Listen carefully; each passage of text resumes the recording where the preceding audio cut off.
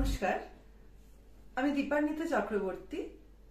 প্রাচ্য নাট্য দলের নতুন নাটক বসন্তের বজ্র নির্ঘোষ, নির্দেশনা শ্রী বিপ্লব বন্দ্যোপাধ্যায়। আমি এই নাটকে লীলা মজুমদারের চরিত্রে অভিনয় করছি। আমি অত্যন্ত কৃতজ্ঞ বিপ্লব বন্দ্যোপাধ্যায়ের কাছে, কারণ তিনি এইরকম একটি চরিত্রে আমাকে নির্বাচন করেছেন। এই চরিত্রের প্রতিটি খুঁটিনাটি বিষয়ে উনি আমাকে গাইড করেছেন। লীলা মজুমদার হয়ে ওঠাতে উনি আমাকে প্রতিনিয়ত সাহায্য করেছেন। এই ৩ নম্বর গলি, ওই রমানাথ মজুমদার স্ট্রিট, ওর ওই গলির একদম শেষের দোকান, ওখানে ৪-৫টা দোকান আছে, একদম শেষের দোকান জাতীয় সাহিত্য পরিষদ। ভুল হয়ে গেছে।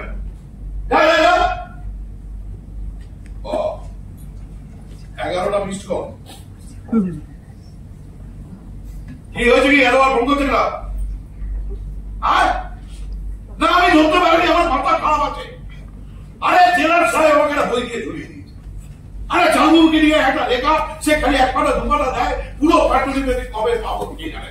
আজকে আমি ওকে ধরবই ধরবো। কি হয়েছে? আপনি কি ভেবেছেন আমি বই পড়ছিলাম? যে বই বেচে সে বই পড়ে?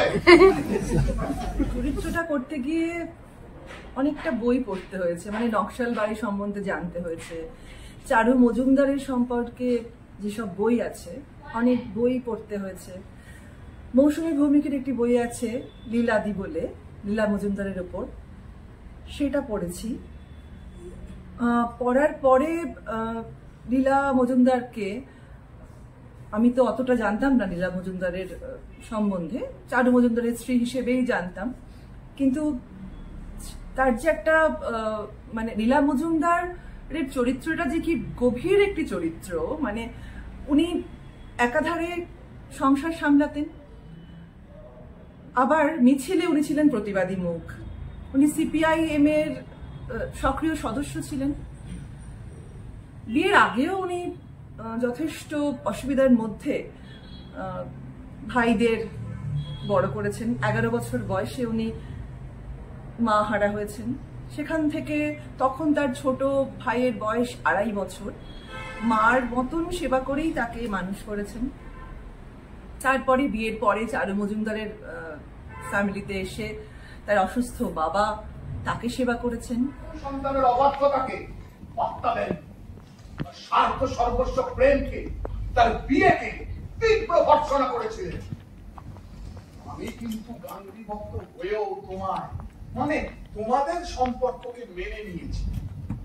পরে বুঝেছি লীলা তোমার মতো নয়, ভালো, চাইতে অনেক ভালো। বিমার চাকরি করেছেন, একটি স্কুল, সেখানে উনি পড়াতেন।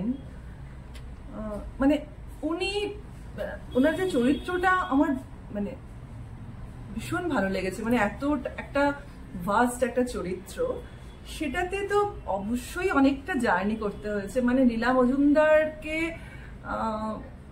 আত্মস্থ বলবো না, মানে লীলা মজুমদারের চরিত্রের ভেতরে ঢুকতে গিয়ে আমাকে প্রচুর স্ট্রাগল করতে হয়েছে। মানে লীলা মজুমদার তো একদম অন্য, মানে আমি যেরকম তার থেকে লীলা মজুমদার একেবারে অন্য। উনি স্পষ্টভাষী একজন মহিলা, উনি দৃঢ় চেতা একজন মহিলা, উনি মানে একদম গ্রাসরুটে নেমে উনি পার্টিটা করেছেন, লড়াই করেছেন, ওরকম অভাব অনটনের মধ্যে দিয়ে গেছেন। সেরম তো আমার যে এখন অবস্থান, আমার অবস্থানের সঙ্গে তো ওনার অবস্থানটা একেবারেই ম্যাচ করে না, তাই জন্য আমাকে অনেকটাই জার্নি করতে হয়েছে।